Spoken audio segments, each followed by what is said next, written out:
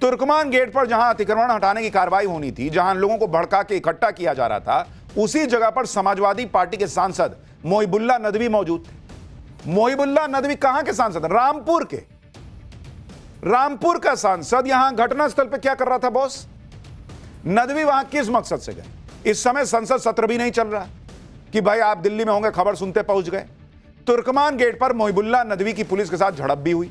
Police Nadvi को आगे बढ़ने से रोक रही थी और नदवी जाने की जिद कर रहे थे। इस दौरान वहां लोगों ने वीडियो बनाकर इसे मुसलमानों पर जुल्म की तरह पेश कर दिया। तुर्कमान गेट पर नदवी की मौजूदगी पर टाइम्स नाउ नवभारत ने उनसे सवाल किया। हमने नदवी से पूछा कि आप वहां क्या करने गए? इस पर मोहिबुल्लाह नदवी ने कहा कि उन्हें शक था कि कहीं मस्जिद शहीद ना कर दी जाए। कौन बात का शक बॉस? आप वहां के हैं नहीं, आपको पता नहीं वहां क्या बातचीत हुई है 1 महीने में। आपके शक पे दुनिया चलेगी? समाजवादी पार्टी सांसद मोहिबुल्लाह नदवी इस सोच के साथ वहां चले गए कि मस्जिद को गिराया जाएगा। सुनिए अपनी सफाई में आप क्या कह रहे हैं। देखिए, हमारे एक मस्जिद, महरौली मस्जिद, इससे पहले हमने पार्लियामेंट में भी जिक्र किया था। एक मस्जिद रातों रात शहीद कर दी गई थी अतिक्रमण के बहाने नाम लेकर के, और हमें ये खदशा था कि इस मस्जिद गिराएगा और पब्लिक जो है वो कहीं ऐसा ना हो कि अपना होश खो बैठे। तो पब्लिक से सलामती के लिए पुलिस होश खो बैठे? कौन बात का पुलिस होश खो बैठेगी भाई? सीधा बोलिए ना। मैं वहां गया था अपनी राजनीति चमकाने, मुसलमानों को दिखाने के देखो मैं तुम्हारे साथ खड़ा हूं, मैं सपा का सांसद तुम्हारे साथ खड़ा हूं, ताकि अगले यूपी चुनाव में जो है वो मुस्लिम वोट को कंसोलिडेट करने में काम आएंगी ये तस्वीरें। सीधा बोलिए ना बॉस, इतना घुमा घुमा के जलेबी क्या छानना है? इन सांसद को भी पता होगा कि कोर्ट के आदेश पर सब हो रहा है। कोर्ट का आदेश है, अब पुलिस कह रहे हैं कि होश खो देगी।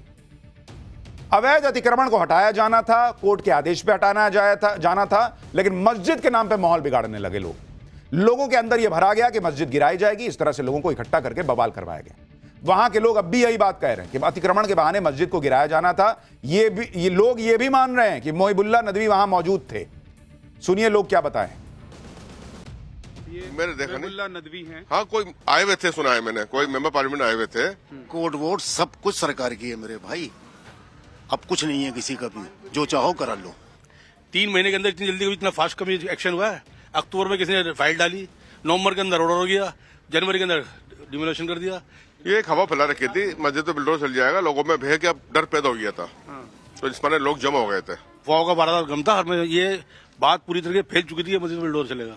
नहीं सर, ऐसी कोई खबर नहीं थी। अगर ऐसी कोई खबर किसी ने फैलाई है तो उसने अफवाह फैलाई है सर। यहाँ के लोगों को क्लियर था कि मस्जिद को छोड़कर जो बाकी का हिस्सा है उस पर बिल्डोजर कार्रवाई होगी। तो उससे कोई वो नहीं था यहाँ पर किसी का पत्थरबाजी करने का, कुछ करने का। पब्लिक तो ये था कि भय कि कहीं मस्जिद को नहीं डिमोलिश कर देगी है। अच्छा। तो इस बारे भीड़ जुट रही थी। एक तरफ तो नेता खुद जाकर वहां मुसलमानों को भड़का रहे हैं, दूसरी तरफ ऐसे नेता भी हैं जो पत्थरबाजों का खुल्लम-खुल्ला बचाव कर रहे हैं। समाजवादी पार्टी के ही पूर्व सांसद एसटी हसन ने तो ये तक कह दिया कि ये तो एक्शन का रिएक्शन है, पत्थर ना चलाएं तो और क्या करें। सुनिए कैसे, मतलब एकदम खुला, कुछ भी ये नहीं, पर्दा भी नहीं कि भाई लोग क्या कहेंगे मुझे। करे पत्थर नहीं चलाएगा तो क्या करेगा मुसलमान? सुनिए जरा। मस्जिद मंदिर से हम सब लोगों की आस्थाएं जुड़ी होती हैं, लोग उत्तेजित हो जाते हैं। इसीलिए उनके पास है क्या, लोगों के पास वो सिर्फ सिवाय पत्थर मारने के और क्या कर सकते हैं कि भाई इन्हें हटा दो। ये एक एक्शन का रिएक्शन हो गया। मंदिर मस्जिद से आस्थाएं जुड़ी हैं, सही बात है। कार सेवकों पर गोली चलाते वक्त उनकी आस्था नहीं दिख रही थी उस जमाने में? और क्या इस देश में अतिक्रमण के हटाने के नाम पर कोई मंदिर नहीं टूटी है क्या? कभी सड़क बनने के नाम पर कोई मंदिर नहीं टूटा है क्या? कोई नहीं टूटा है क्या? सबको पता है सब हटता है, और यहां तो मस्जिद पे एक्शन भी नहीं हो रहा था। ये समाजवादी पार्टी के नेता हैं बॉस। कांग्रेस और आम आदमी पार्टी के मुस्लिम नेताओं को भी सुनिए, वो भी यही कह के भड़का रहे हैं कि अतिक्रमण हटाने का तो मकसद ही नहीं था, मकसद मस्जिद तोड़ने का था। भाई अतिक्रमण नहीं हटाना है, मस्जिदें तोड़नी है। मस्जिदें तोड़ेंगे, कितनी मस्जिदें तोड़ोगे भाई? अतिक्रमण के नाम पर आप मस्जिदों को तोड़ोगे, मदरसों के ऊपर बुलडोजर चलाओगे, यही तो देश में चल रहा है। आप इससे नफरत फैलाते हो, आप इससे नफरत फैला करके अपना राजनीतिक एजेंडा चला। वो वक्फ की ज़मीन है, जो 123 प्रॉपर्टी है, 123 प्रॉपर्टी का ये हिस्सा है, गलत तरीके से तोड़ा गया। और ऐसे ही ये लोग पूरे मुल्क के माहौल को ख़राब करना चाहते हैं, दिल्ली के माहौल को ख़राब करना चाहते हैं। कोई भी एक आदमी आता है और ये कहता है कि ये जो है मस्जिद बराबर में, मस्जिद के बराबर में, या मस्जिद अवैध बना रखी है, ईदगाह अवैध बना रखी है, और उसको एमसीडी तोड़ देती है। और एमसीडी रात को, ऐसा क्या था जब कोर्ट में ये गए थे, कोर्ट में दोनों पक्षकार गए थे ना। इन नेताओं से कोई पूछे कि इनको सब मंशा समझ में आ जाती कि मन में क्या चल रहा है, तो आज मस्जिद कैसे खड़ी है अगर ये मस्जिद तोड़ने के लिए टीम गई थी। वो वैसी भी वक्फ की जमीन की बात कर रहे हैं, लेकिन इसका कोई दस्तावेजी सबूत कोर्ट में क्यों नहीं रखे।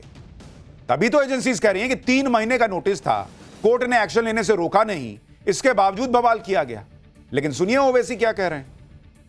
ये नुकसान वक्फ की जायदाद पर हुआ, वहां मस्जिद को भी माना गया कि थोड़ा बहुत नुकसान हुआ, नहीं मालूम, लोग बोल रहे हैं, मगर ये सरासर गलत हुआ है।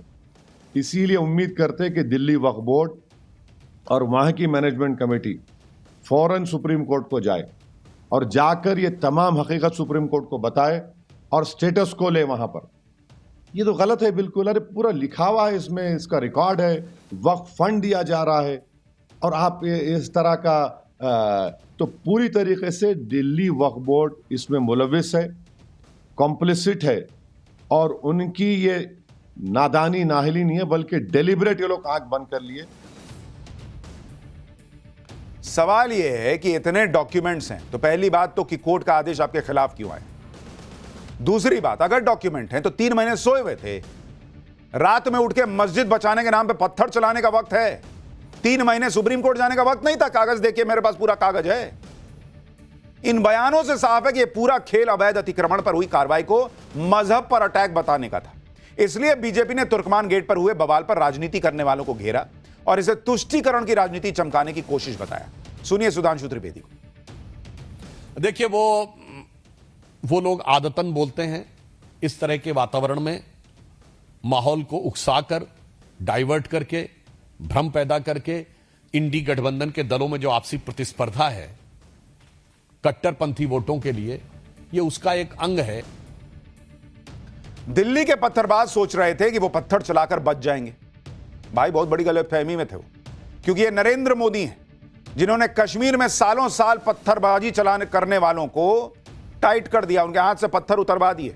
हिलाओ, रखो इधर, पत्थर मत चलाओ, काम करो कुछ ढंग का। वो देश की राजधानी दिल्ली में पत्थरबाजों का इलाज नहीं करेंगे।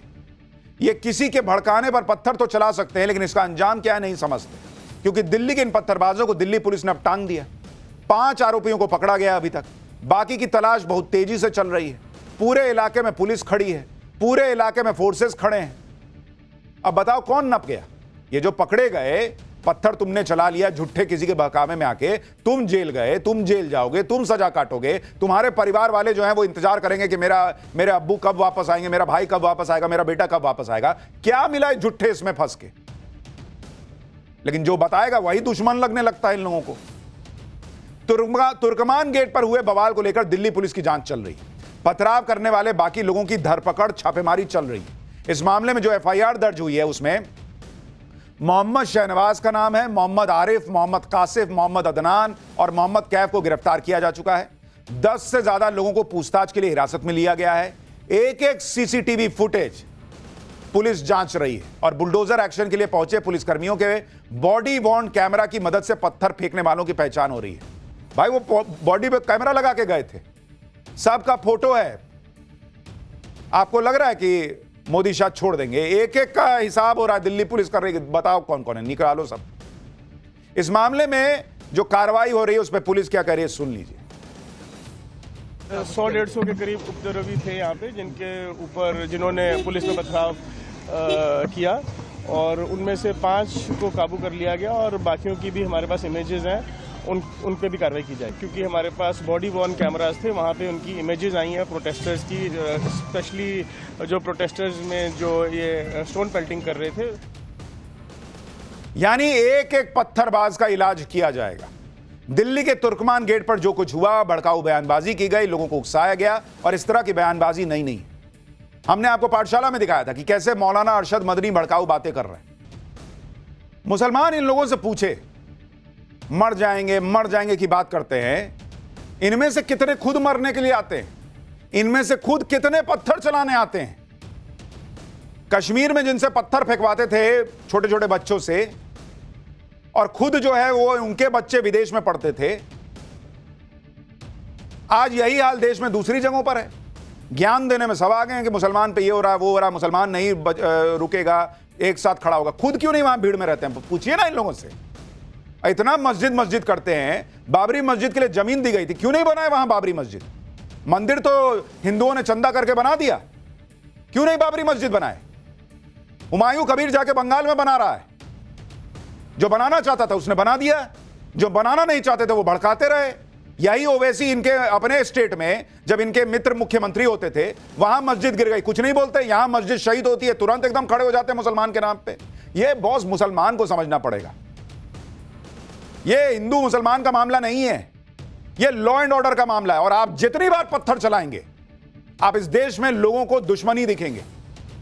जो मुसलमान पत्थर नहीं चला रहा उसको कोई नहीं कुछ कह रहा है। लॉ एंड ऑर्डर हाथ में लीजिएगा तो आपको अपराधी की तरह ही देखा जाएगा।